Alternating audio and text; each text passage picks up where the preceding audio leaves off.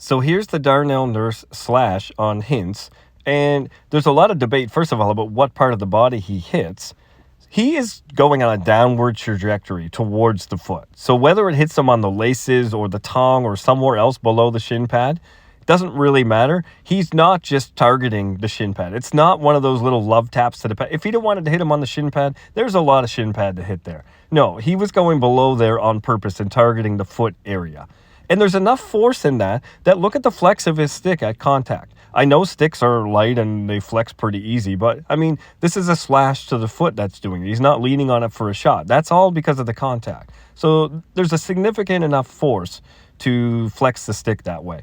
Now, I know the other side of it is the embellishment part of it. How much is he milking this for a penalty? Well, to me, if you don't want players to milk it, if that comes into question here, stop having rules that are based on result. Stop having rules that are upgraded in severity based on whether an injury occurs, and only judge the action, not the result. If you want to eliminate any diving, then just look at the action and punish it. Is it dangerous? Is it appropriate? Is it avoidable or not?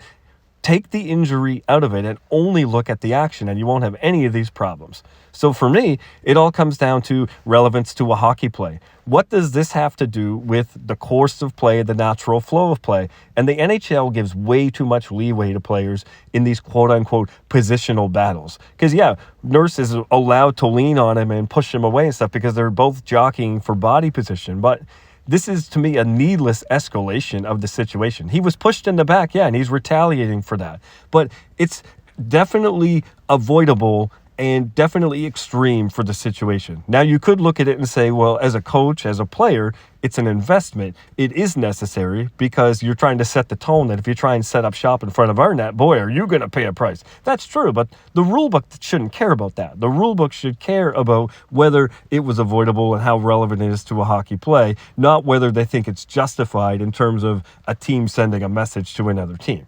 So, I mean, we all agree it's an obvious slashing penalty. It's just a matter of whether it's a minor or a major. In the current context of today's NHL, this is a minor penalty. But under the tough call system, there's definitely a strong case for a major.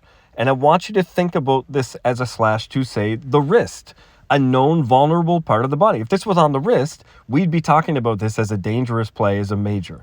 And we wouldn't even argue when they fine it. And for me, the real NHL should fine this. There is precedent for fines for slashes to vulnerable parts of the body, such as the wrist. One that comes to mind is Jonathan Tavares was fined for a slash to Vinny Desharnais a couple years ago.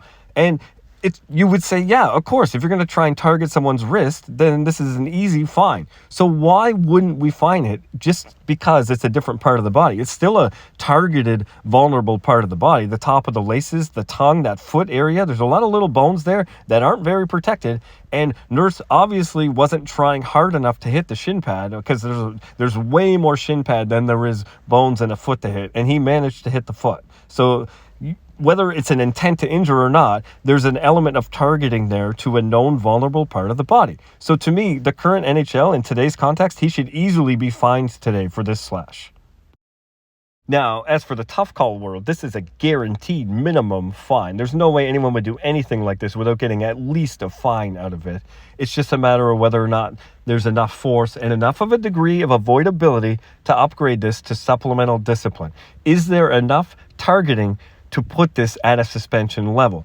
And under my system, this would be a play that has nothing to do with hockey, making it a minimum 6 games. So I have to make the choice between whether this is just a fine or whether this is a 6-game suspension. And to me, I would argue that under my system, under my standard, once we get used to that, there would be a strong case for degree of avoidability and so far away from the context of a hockey play that this would be a 6-game suspension.